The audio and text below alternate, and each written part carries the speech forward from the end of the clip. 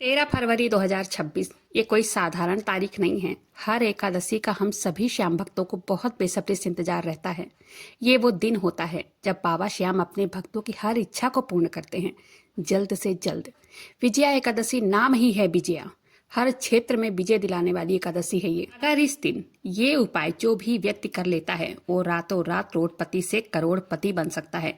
ये उपाय आपके जीवन की दिशा बदल सकती है। श्याम भक्तों, आज मैं ऐसे चमत्कारी उपाय बताने जा रही हूँ जिसे अगर आप विजया एकादशी के दिन कर लेते हैं, ये उपाय उन करोड़ों भक्तों के विश्वास की गवाह है जो अपने हार को जीत में बदलते देखे हैं। कलयुग के साक्षात अवतारी शीश के दानी बाबा श्याम हैं हमारे। बाबा श्याम अपने भक्तों के लिए हारे का सहारा तभी बनते हैं जब भक्त अपनी सारी चतुराई छोड़ देता है, सारा अहंकार पीछे छोड़कर निस्वार्थ भाव से जब बाबा श्याम की शरण में पहुंच जाता है।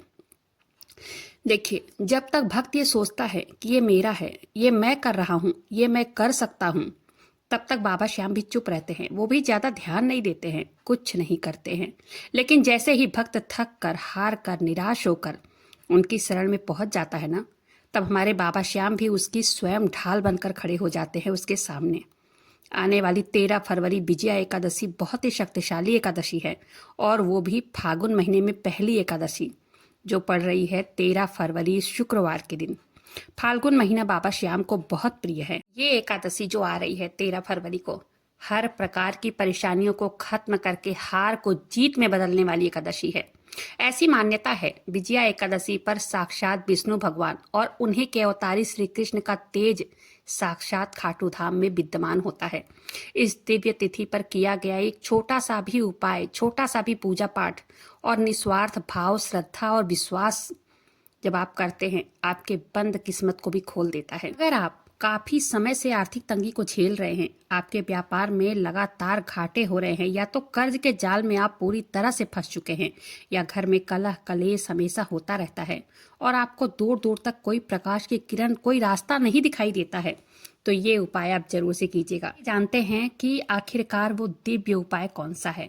इस दिन विजया एकादशी के दिन जो करना है, ठीक है, आप जानते होंगे गंगा जल के बूंद के समान मानी जाती है ये दिव्य एकादशी। और तो और ये फागुन महीने में पड़ रही है, क्योंकि महादेव का पावन पवित्र महीना भी चल रहा है। तो क्या करना है, आप बहुत ध्यान से सुनिए। ये तो आप जानते होंगे, 10वीं तिथि से ही एकादशी के नियम शुरू हो जाते हैं। उसी के अनुसार अपनी दिनचर्या रखिए। व्रत कब धारण करना है ये जरूर से जान लेते हैं। देखिए, व्रत तो 13 फरवरी दिन शुक्रवार 2026 इस बार शुक्रवार को पड़ रही है विजया एकादशी, और इस दिन व्रत किया भी जाएगा।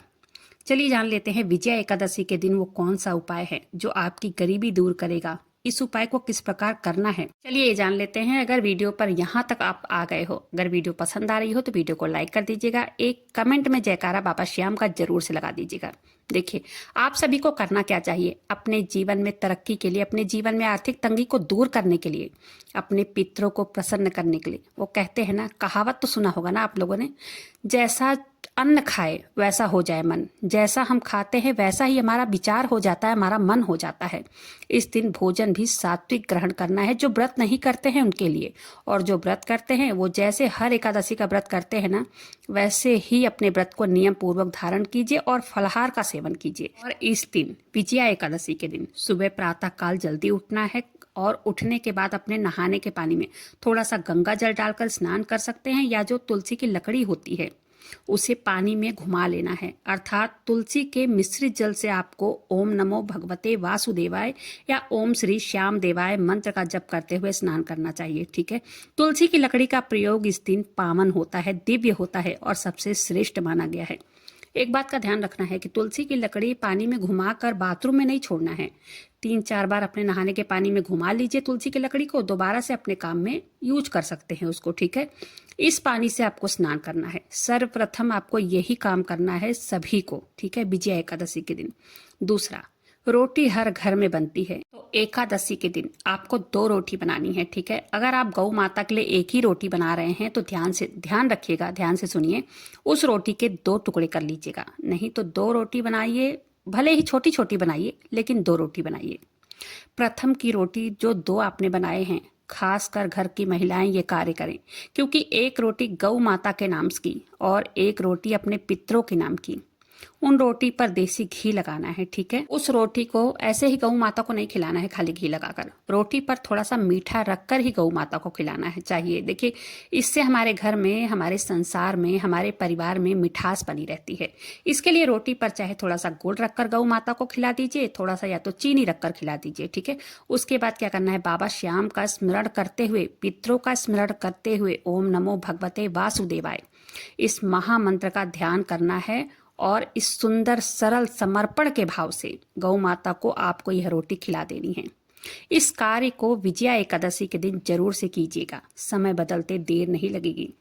एकादशी व्रत ऐसा है जो कि भाग्य को भी बदल देता है।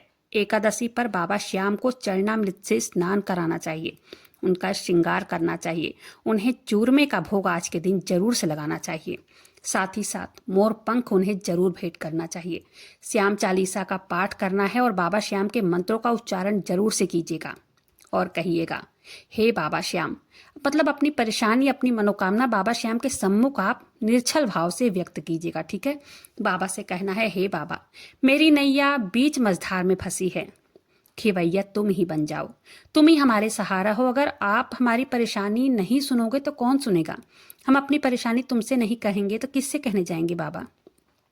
तुम नहीं सुनोगे तो कौन सुनेगा हमारा? जो भी आपके भाव आ रहे हैं ना, वो जरूर व्यक्त करना है। जैसे अपने माँ, बच्चे जो है अपने माँ से जो चीज़ जिद करके मांगते हैं ना, तो माँ को या पिता को लाके देना ही पड़ता है, बिल्कुल वैसे ही बाबा श्याम के सम्मुख अपने भाव व्यक्त कीजिए, उनके सामने अपनी जो परेशानी है वो बताइए। साथ ही साथ विजया एकादशी पर अपनी कर्ज वाली अर्जी, जिस पर बहुत ज़्यादा कर्ज है, वो लगा सकते हैं, या मनोकामना पूर्ति वाली अर्जी भी आज के दिन लगाना बहुत शुभ माना जाता है। एकादशी पर लगाई गई अर्जी या कर्ज वाली हो चाहे मनोकामना पूर्ति वाली हो, कभी भी खाली नहीं जाती है, जल्द से जल्द पूरी होती है।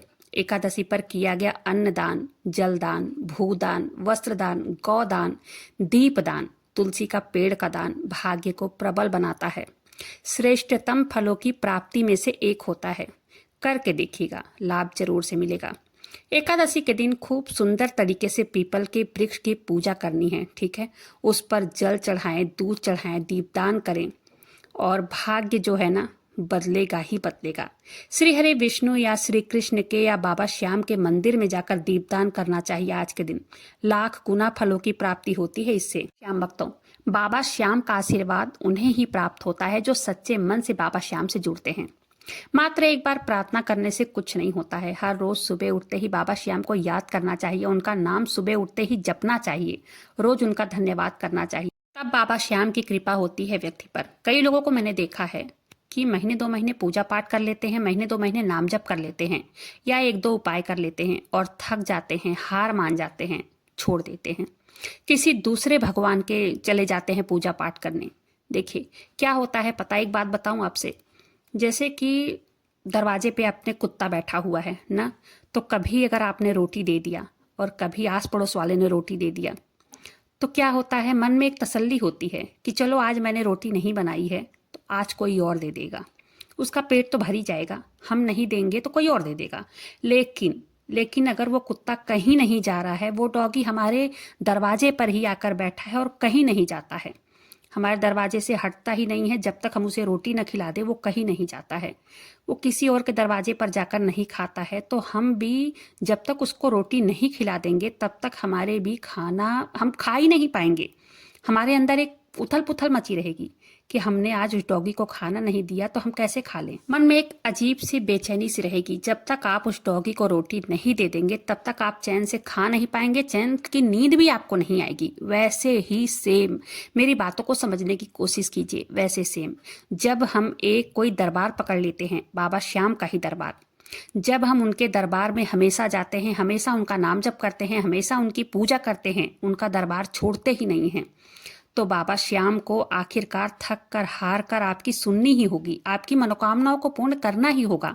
आप महीने 2 महीने बाबा श्याम की पूजा कर लिए, महीने 2 महीने बाद आप भोले बाबा की पूजा कर लिए, महीने 2 महीने आप माता रानी की, भगवान सभी देते हैं, जिस पर विश्वास हो जाए वही सुनते हैं।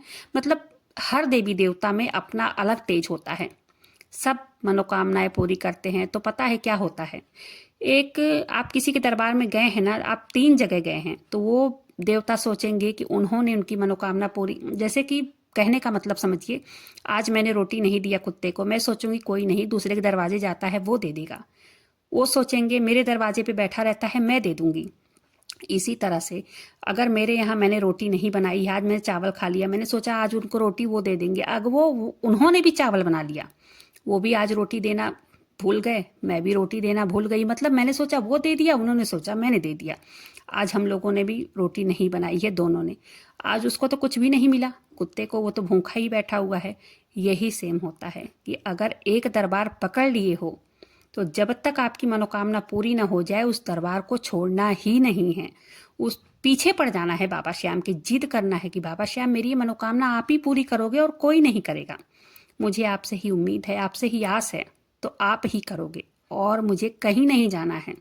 आपका चौखट पकड़े हैं, आपका दरबार पकड़े हैं और कहीं छोड़कर जाएंगे ही नहीं जब तक आप मेरी सुनोगे नहीं। इन बातों को ना मैंने आज इसलिए कहा है क्योंकि कई लोगों के कमेंट आते हैं और कई लोगों को मैंने ऐसे देखा भी है अपने आंखों के सामने कि महीने 2 महीने पूजा पाठ कर लेते हैं, उसके बाद कोई और दरबार किसी ने बता दिया कि तुम यहाँ चले जाओ, यहाँ बहुत जल्दी सुनवाई होती है, यहाँ बहुत जल्दी मतलब बहुत जल्दी मनोकामना पूरी होती है, तो वो वहां भागकर चले जाते हैं।